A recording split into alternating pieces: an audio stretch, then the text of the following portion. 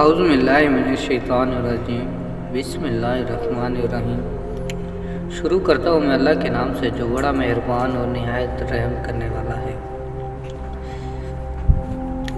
سب سننے اور دیکھنے والے معزز ناظرین کو میری طرف سے محبتوں بھرا السلام علیکم۔ تو جی ناظرین، آج ہم بات کریں گے حضرت عبداللہ رضی اللہ تعالیٰ عنہ کے بارے میں، باحوالہ شان صحابہ رضی اللہ عنہ۔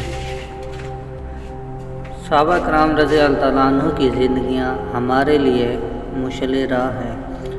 اللہ نے اپنے رسول حضرت محمد صلی اللہ علیہ وسلم کی مصاحبت کے لیے جس جماعت کو منتخب کیا تھا، ان کے احکامات سے ایمان کو تقویت ملتی ہے۔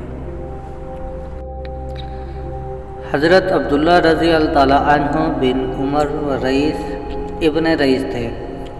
اسلام قبول کے بعد عبادت کی کثرت کا یہ حال تھا کہ صحیح معنوں میں دائم الصوم اور قائم علیل ہو گئے تھے۔ اہل و عیال اور دوسری دنیاوی معاملات سے یکسر بے نیازی اختیار کر لی تھی۔ حضرت عمر بن العاص رضی اللہ تعالیٰ عنہ ہجرت کر کے مدینہ آئے اور بیٹے کا یہ رنگ دیکھا تو ان کو سمجھایا کہ عبادت میں اتنی شدت مناسب نہیں، لیکن حضرت عبداللہ رضی اللہ تعالیٰ عنہ اپنی روش پر قائم رہے۔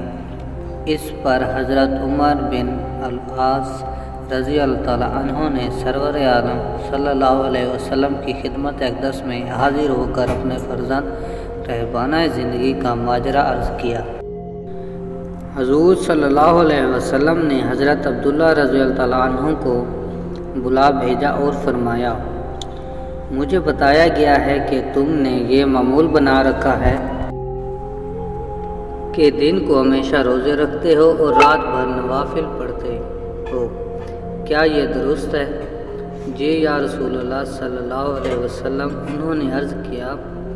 حضور صلی اللہ علیہ وسلم نے فرمایا، یہ طریقہ چھوڑ دو، روزے بھی رکھا کرو اور ناغہ بھی کیا کرو، اسی طرح رات کو نماز بھی پڑھا کرو اور سویا بھی کرو، کیونکہ تمہارے جسم کا بھی تم پر حق ہے، اسی طرح تمہاری آنکھ کا بھی تم پر حق ہے، اسی طرح تمہاری بیوی کا بھی تم پر حق ہے، اور تمہارے مہمانوں ملاقاتیوں کو بھی تم پر حق ہے۔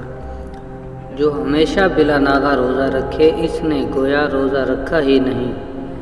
رمضان کے روزوں کے علاوہ ہر مہینے میں 3 دن کے نفلی روزے رکھ لینا ہمیشہ روزے رکھنے کے حکم میں ہے، اور مہینے میں 1 قرآن پاک ختم کر لیا کرو۔ حضرت عبداللہ بن عمر ورثی اللہ تعالیٰ نے عرض کیا، یا رسول اللہ صلی اللہ علیہ وسلم، میں اس سے زیادہ کی طاقت رکھتا ہوں۔ حضور صلی اللہ علیہ وسلم نے فرمایا، تو پھر تم داؤد علیہ السلام کی طرح روزے رکھا کرو، یعنی 1 دن روزہ اور 1 دن افطار، اور تہجد میں 7 دنوں میں 1 قرآن ختم کر لیا کرو، اس سے زیادہ نہ کرو۔ انہوں نے ارشاد نبی صلی اللہ علیہ وسلم کے سامنے سر تسلیم خم کر دیا اور آئندہ اس کے مطابق عمل کرنے کا وعدہ کیا۔ حضرت عبداللہ رضی اللہ تعالیٰ عنہ بن عمر ورثی اللہ تعالیٰ عنہ کا سب سے نمایاں کام احادیث نبی صلی اللہ علیہ وسلم کی کتاب ہے۔ ان کو اکثر بارگاہ نبی صلی اللہ علیہ وسلم میں حاضر ہونے کی سعادت نصیب ہوتی تھی۔ جو کچھ رسالت صلی اللہ علیہ وسلم سے سنا کرتے تھے، اس کو لکھ لیا کرتے تھے۔ بعض اصحاب نے انہیں ایسا کرنے سے منع کیا۔ اس پر حضرت عبداللہ رضی اللہ تعالیٰ عنہ نے حضور صلی اللہ علیہ وسلم سے اس کے بارے میں پوچھا تو آپ صلی اللہ علیہ وسلم نے منہ کی طرف اشارہ کرتے ہوئے فرمایا، لکھو اللہ کی قسم جس کے ہاتھ میں میری جان ہے، اس منہ سے حق کے سوا کچھ نہیں نکلتا۔ رسالت آپ صلی اللہ علیہ وسلم سے اجازت ملنے پر حضرت عبداللہ رضی اللہ تعالیٰ عنہ نے پھر حدیثیں لکھنی شروع کر دی اور ان کا ایک مجموعہ مرتب کیا جس کا نام الصادقہ رکھا۔ اس مجموعے کو وہ نہایت عزیز اور کسی حالت میں بھی اس کی رسالت آپ صلی اللہ علیہ وسلم سے اجازت ملنے پر حضرت عبداللہ رضی اللہ تعالیٰ عنہ نے پھر حدیثیں لکھنا شروع کر دی اور ان کا ایک مجموعہ مرتب کیا جس کا نام الصادقہ رکھا۔ اس مجموعے کو وہ نہایت عزیز رکھتے تھے اور کسی حالت میں بھی اس کی مفار وقت گوار نہ کرتے تھے۔ فرماتے تھے مجھ کو زندگی کا خواہش مند یہی کتاب صادقہ بنا رہی ہے، یہ نہ ہو تو مجھے جینے کی خواہش نہیں ہے۔ پھر خود ہی صادقہ کی تعریف اسی طرح کرتے تھے کہ الصادقہ وہ صحیفہ ہے جس کو میں نے حضور صلی اللہ علیہ وسلم سے سن کر لکھا ہے۔ حضرت عبداللہ رضی اللہ عنہ کو رسول اکرم صلی اللہ علیہ وسلم سے اس قدر عقیدت تھی کہ آپ صلی اللہ علیہ وسلم سے کوئی خاص دعا سنتے تو یہ دعا اپنی اولاد کو بھی تلقین فرماتے۔